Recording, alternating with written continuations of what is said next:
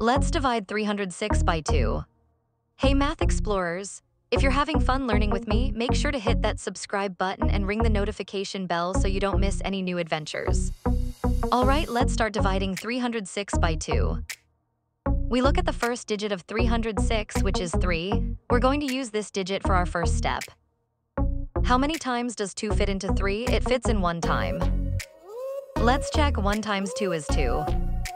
Now we subtract 3 minus 2 equals 1. That's our remainder for this step. Awesome job, you're doing great. We've got a remainder of 1. Let's bring down the next digit to make a new number. Next up, we have a remainder of 1 and we bring down the next digit 0. Now we have 10.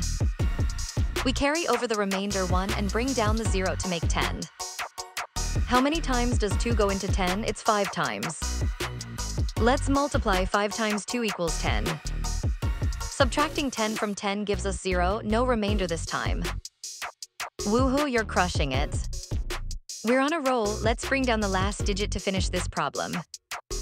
Last step, we have a remainder of 0 and we bring down the final digit 6. Our number is 6.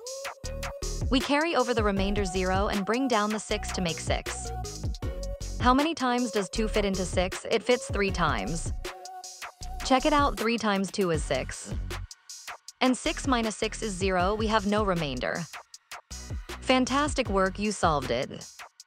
We've used all the digits and have no remainder. We're all done with our division. So 306 divided by 2 equals 153.